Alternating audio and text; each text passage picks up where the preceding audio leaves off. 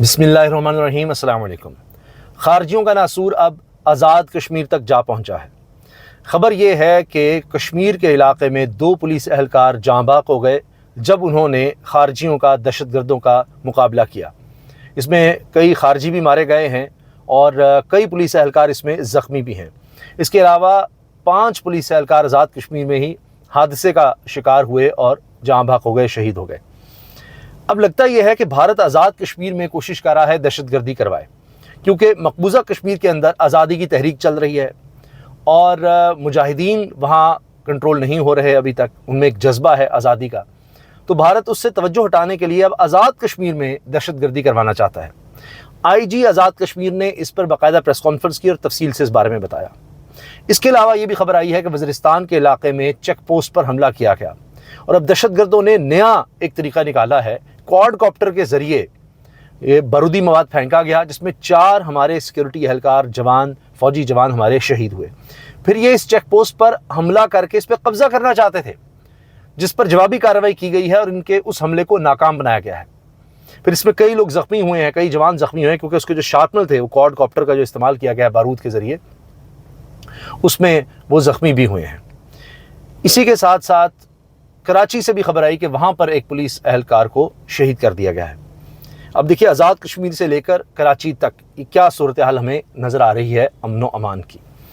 پھر افغانستان کے بارڈر پر افغانی فورسز نے پاکستانی فورسز پر فائرنگ کی ہے، اندازہ لگائیے، جبکہ حال ہی میں ایک بڑی اچھی سٹیٹمنٹ آئی افغانستان کے وزیر کی طرف سے کہ کوئی بھی افغانستان میں سرزمین استعمال نہ کرے، باہر کسی اٹیک کے لیے اس کو جہاد قرار نہیں دیا جا سکتا۔ یعنی واضح مطلب ہے کہ جو ٹی ٹی پی افغان سرزمین استعمال کر رہی ہے یہ غلط ہے۔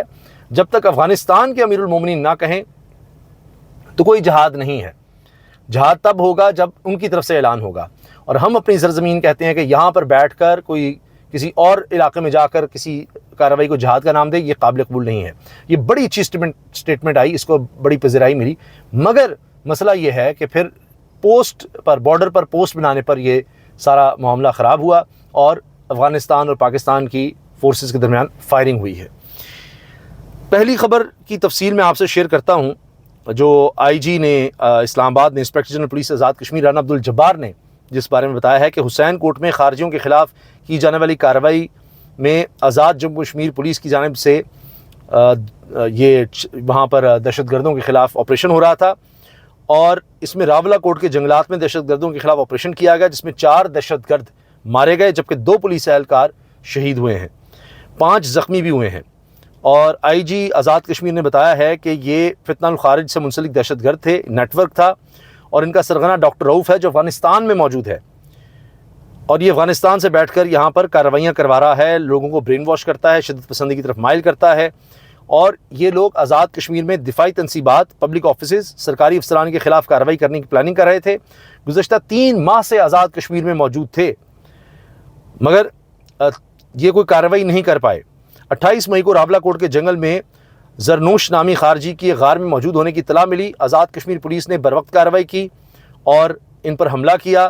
دستی بم اور جدید ہتھیاروں سے دہشت گردوں نے پولیس پر حملہ کر دیا، اور اس میں خارجی افغانستان میں موجود غازی شہزاد اور ڈاکٹر رؤف کے ساتھ رابطے میں تھے، سرکاری املاک اور شہری علاقوں پر حملوں کی منصوبہ بندی کر رہے تھے۔ خود کو حملہ آوروں کی اگلے 2 سے 4 دنوں میں کارروائی کی اطلاعات موصول ہوئی تھیں، لیکن پولیس نے پھر بروقت کارروائی کی اور ان کے اس منصوبے کو ناکام بنایا ہے، اور خارجیوں کی سہولت کاری کرنے والے 7 افراد گرفتار بھی کیے جا چکے ہیں۔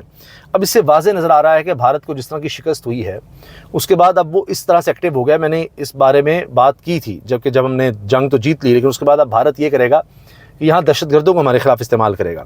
مظفر آباد سے ہی خبر ہے کہ پولیس کی گاڑی گہری کھائی میں گرنے سے 5 اہلکار شہید ہوئے ہیں۔ خراسان ڈائری نے تفصیل دی ہے، 4 soldiers lost their lives with Pakistani Taliban affiliates attacked a blocking party of the Pakistan security forces through quadcopter drones and then carried out a firing raid, a senior security official told Khurasan Diary. They tried to overrun the post after the attack through a physical raid, but it was repulsed. There have been 7 injuries. Majority are due to shrapnels of the ammunition used in quadcopter drone. He said, adding that the attack was on the Dare Nishtar post between Shawal and Angor Adda border on the confluence of South Waziristan and North Waziristan. یہ جی تفصیل ہے. 7 ہمارے اس میں جوان زخمی بھی ہوئے ہیں اور 4 شہید ہوئے ہیں. اور اس میں دہشت گردوں کے جو عزائم تھے وہ تو پوسٹ کو کیپچر کرنے کے تھے اور اس پوسٹ پر وہ آ کر حملہ کر کے اس پر قبضہ کرنا چاہتے تھے، جس کو ناکام بنایا گیا. افغانستان اور پاکستان کی فورسز کے درمیان یہ فائرنگ ہوئی ہے جی. برہمچا بارڈر افغانستان کا بارڈر ہے پاکستان کے ساتھ، جو بلوچستان کے علاقے میں لگتا ہے وہاں پر.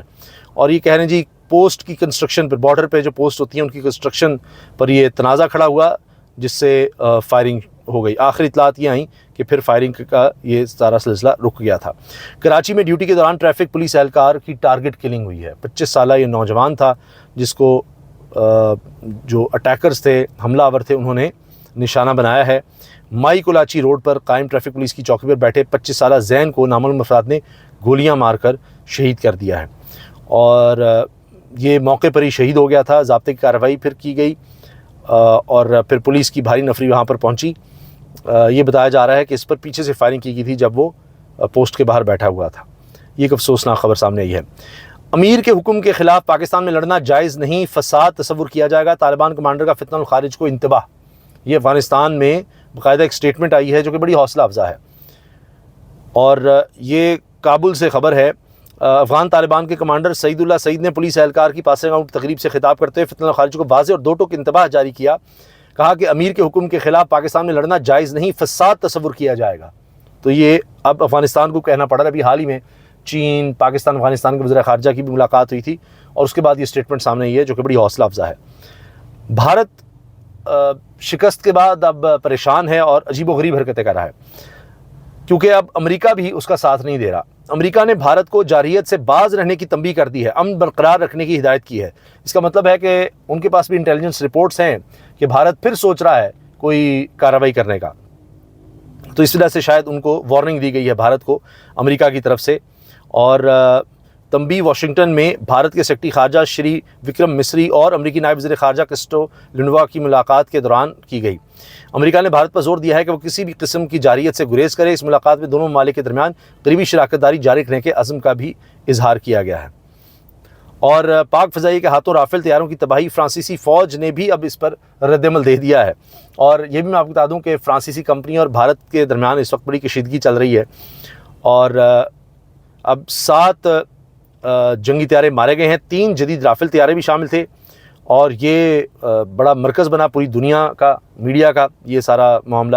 فرانسیسی فوج کے ترجمان سے جب پیرس میں ایک پریس کانفرنس کے دوران رافیل طیاروں کی تباہی کے متعلق سوال کیا گیا تو انہوں نے محتاط جواب دیتے ہوئے کہا اس واقعے کی تفصیلات ابھی غیر یقینی ہیں، بہت سے پہلو بھی واضح نہیں اور ہم اپنے شراکت دار بھارت سے معلومات لینے کے لیے رابطے میں ہیں. لیکن اب بات یہ ہے کہ بھارت ان سے تعاون ہی نہیں کر رہا. پاکستان سے شرمناک شکست، بھارت نے ہزیمت چھپانے کے لیے ٹرمپ کی کردار کشی شروع کر دی ہے. اندازہ لگائیے. پاکستان کے ہاتھوں شکست، رافیل کی ناکامی پر بھارت فرانسیسی کمپنی سے لڑ پڑا، اختلافات شدید ہو گئے. اس پر اب کالم لکھا جا رہا ہے کیونکہ وہ کمپنی آ کر انویسٹیگیٹ کرنا چاہتی ہے. بھارت ان کو رسائی نہیں دے رہا کہ جی آپ آ کر کہیں گے کہ جی کوئی اس میں ٹیکنیکل فالٹ نہیں تھا، ہمارے جہاز میں کوئی خرابی نہیں تھی، آپ کے پائلٹس ہی ناکارہ ہیں، ان کی ٹریننگ ہی ٹھیک نہیں ہے. یہ بھارت کو خدشہ ہے. اس لیے وہ اب ان کو رسائی نہیں دے رہا کہ بھائی یہ جہاز کس طرح گرے ہیں، کیا ہوا تھا، کیا مسئلہ تھا. تو اس میں بھی ان کے درمیان اب لڑائی چل رہی ہے. اجازت دیجیے، اللہ حافظ.